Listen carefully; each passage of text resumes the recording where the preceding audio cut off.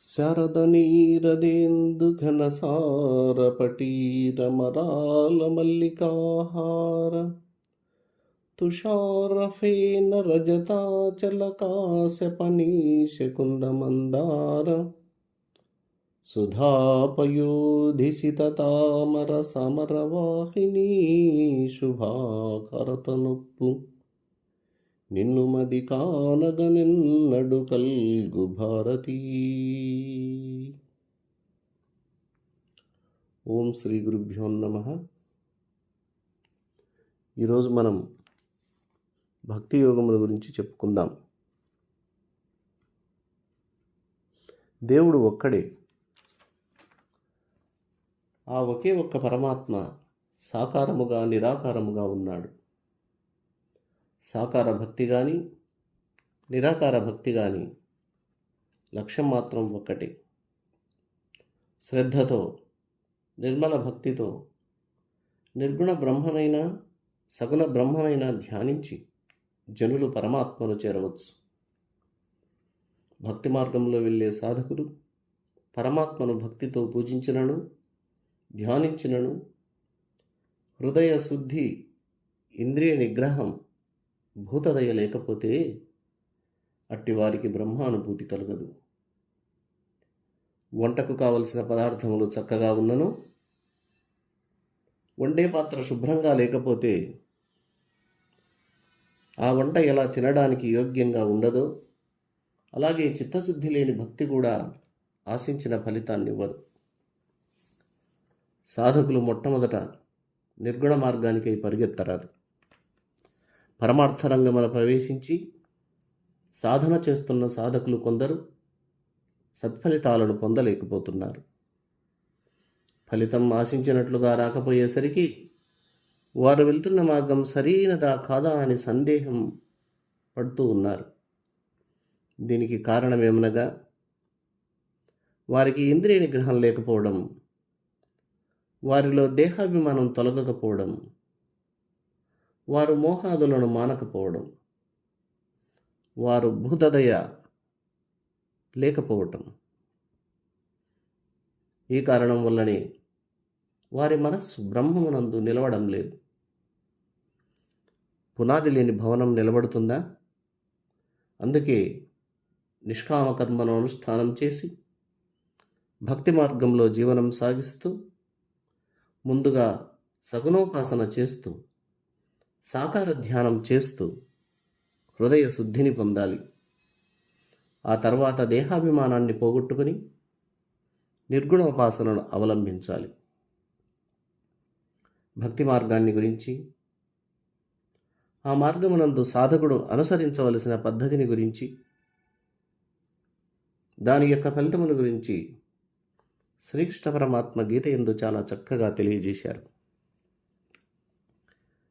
ఏ తు సర్వాణి కర్మాణి మయి సన్యస్య మత్పరా అనన్యేనైవ యోగేన మాం ధ్యాయంత ఉపాసతే తేషామహం సముద్ధర్తా మృత్యు సంసార సాగరాత్ భవామి న చిరాత్ పార్థ మయ్యావేశిత చేతసాం. భక్తి మార్గంలో వెళ్ళే సాధకులు అనుసరించవలసిన పద్ధతుల గురించి తెలుసుకుందాం. మొదటిది, సమస్త కర్మలను భగవంతునకు సమర్పించడం. నిష్కామ కర్మయోగంలో చెప్పబడిన విధంగా శాస్త్రసమ్మతమైన న్యాయమైన ధర్మమైన పుణ్యకర్మలు మాత్రమే చేస్తూ వాటిని భగవంతునకు సమర్పించాలి. చేస్తున్నది నేను కదా, నేనెందుకు ఆ భగవంతునికి సమర్పించాలి అని అనుకోవచ్చు. ఇందుకు ఉదాహరణ తీసుకుందాం. మన ఇంట్లో ఉన్న ఫ్యాన్లు, బల్బులు, మిక్సీలు, కూలర్లు, ఫ్రిడ్జ్లు ఎన్ని ఉన్నా విద్యుత్ శక్తి లేనిదే అవి పనిచేయవు కదా. అలాగే నీ ఇంద్రియాలు అన్నీ బాగున్నా ఆ పరమాత్మ చైతన్యం లేనిదే పని చేయలేవు.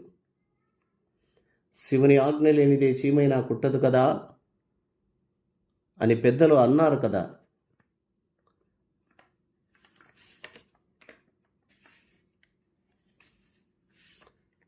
శివుని ఆజ్ఞ లేనిది చీమైనా పుట్టదు. రాక్షసరాజైన హిరణ్యకశ్యపుని కుమారుడు ప్రహ్లాదుడు. ఆ ప్రహ్లాదుడు తండ్రి మాటను జవదాటి నిరంతరం హరినామస్మరణ చేస్తూ ఉంటే హిరణ్యకశ్యపుడు సహించలేకపోయాడు. తన కుమారుణ్ణి ఎలైనా మార్చాలనే ఉద్దేశం చేత చండామార్కులనే గురువులను పిలిపించి, అయ్యలారా, నా పుత్రుని మనస్సును మీరు ఎలాగైనా మార్చి ఆ హరిని పొగడం మానేటట్లు చేసి నన్ను మెచ్చుకునే విధంగా తయారు చేయండి అని వారికి ఆ బాలుణ్ణి అప్పజెప్పాడు. అయినా ప్రహ్లాదుని మనస్సును వారు మార్చలేకపోయారు. తండ్రి మాటను ధిక్కరించేటటువంటి బలం ప్రహ్లాదునికి వచ్చింది. హిరణ్యకశ్యపునికి ఆశ్చర్యం వేసి, పుత్రా, నా మాటను ధిక్కరించేటటువంటి ధైర్యం, ఆ బలం నీకెక్కడిది అని హిరణ్యకశ్యపుడు ప్రశ్నించగా అందుకు సమాధానంగా ప్రహ్లాదుడు ఇలా చెప్పాడు: బలయుతులకు దుర్బలులకు బలమెవ్వడు నీకు నాకు బ్రహ్మాదులకు, బలమెవ్వడు ప్రాణులకును బలమెవ్వండు అట్టి విభుడు బలము అసురేంద్ర. బలవంతులకు బలహీనులకు బ్రహ్మాది దేవతలకు సమస్త ప్రాణికోటికి నీకు ఎవరు బలమో ఆ భగవంతుడే నాకు బలమని ప్రహ్లాదుడు శ్రీ మహావిష్ణువు యొక్క బలమే నాకు అభయమని, నాకు బలమని తండ్రితో ధైర్యంగా జవాబు చెప్పడం జరిగింది. అందుకే సర్వశక్తి ప్రదాత అయిన ఆ భగవానుడే ఆయనకే సమస్త కర్మలను సమర్పించాలి. ఇది మొట్టమొదటి పద్ధతి. ఇక రెండవ పద్ధతి ఏమనగా, ఆ భగవంతుడినే పరమగతిగా ఎన్నుకొని చిత్తమును ఆయన ఎందే నెలకొల్పాలి. ప్రాపంచిక చింతనలను మనస్సునందు రానియకుండా, దృశ్య సంకల్పాలు మనసునందు అంకరించకుండా జాగ్రత్త పడాలి. సాధ్యమైనంత వరకు వీలైతే నిరంతరం ఆ పరమాత్మని చింతించుతూ ఉండాలి. ఎన్నో జన్మల సాంగత్యం చేత మనస్సులో ప్రాపంచిక విషయ వాసనలు బుసలు కొడుతూనే ఉన్నాయి. అయినా వాటికి జంకక ఈ జన్మలో అభ్యాసం చేసి, ప్రయత్నం చేసి ఆ వాసనలను తొలగించి మనస్సును నిర్మలం చేసుకొని నిరంతరం భగవత్ చింతన చేయాలి. ఇక మూడవ పద్ధతి గురించి విచారిస్తే, అనన్య భావముతో ఆ భగవంతుణ్ణి ధ్యానించాలి. అనన్యాశ్చింతయంతో మాం ఏ జనా పర్యుపాసతే తేషాం నిత్యాభియుక్తానాం యోగక్షేమం వహామ్యహం.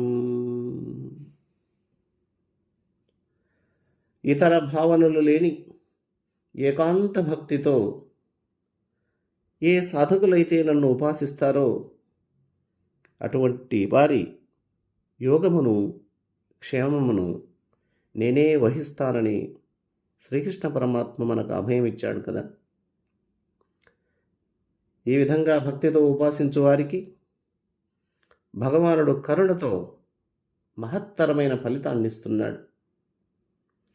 అనాది కాలము నుండి సంసారమనడి ఘోర విపత్తులో తగులుకొని పునరపి జననం పునరపి మరణం అనే కాలచక్రంలో తిరుగుతూ ఉన్న జీవునకు భగవానుని వాక్కు ఒక సంజీవినియే. నీళ్లలో మునుగుచున్న వాడికి ఎవరో ఒక పుణ్యాత్ముడు చేయి అందించి ఒడ్డుకు చేరిస్తే వాడు ఎంత శాంతిస్తాడో, అలాగే సంసార సముద్రంలో అల్లాడుతున్న జీవుడు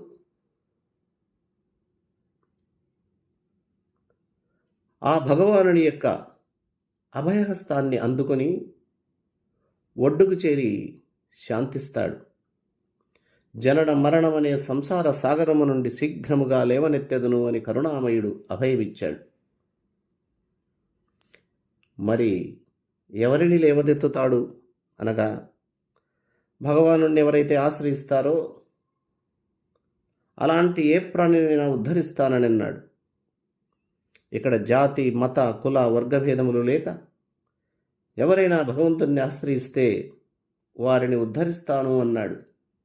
అంతేకాదు వారికి మోక్షాన్ని ప్రసాదిస్తానన్నాడు. సర్వధర్మాన్ పరిత్యజ్య మామేకం శరణం వ్రజ అహం త్వా సర్వపాపేభ్యో మోక్షయిష్యామి మా శుచః. అన్ని ధర్మములను వదిలి నన్నొక్కన్నే శరణు వేడి అలాంటి భక్తులను నేను ఉద్ధరిస్తాను, అలాంటి వారికి మోక్షాన్ని ప్రసాదిస్తానని ఆ భగవానుడు కరుణతో మనకు అభయహస్తాన్ని అందించాడు. చాలామంది నేను గొప్ప భక్తుణ్ణి, భక్తి మార్గంలో ఉన్నాను అని భావించవచ్చునేమో. మన భావన సరిపోదు, ఇక్కడ భగవానుడి భావనే ముఖ్యం. మరి ఆ భగవానుడు ఎవరిని ఇష్టపడతాడు? ఎలాంటి లక్షణాలు ఉన్నవారంటే ఆయనకిష్టం? ఈ విషయాన్ని గురించి భగవద్గీత యందు చాలా చక్కగా వివరించడం జరిగింది. ఆ లక్షణాలన్నిటినీ తెలుసుకొని మనం మసులుకోవాలి. అప్పుడే నీవు నిజమైన భక్తుడి కింద లెక్క. మరి ఆ భగవానుడు చెప్పిన భక్తునికి ఉండవలసిన లక్షణాలు ఏమిటో చూద్దాం. భక్తుడైన వాడు ఏ ప్రాణిని ద్వేషించరాదు. భక్తుడైన వాడు మైత్రితో ఉండాలి. తోటి ప్రాణుల పట్ల దయ కలిగి ఉండాలి. నేను, నాది అనే అహంకార మమకారాలు లేకుండా ఉండాలి.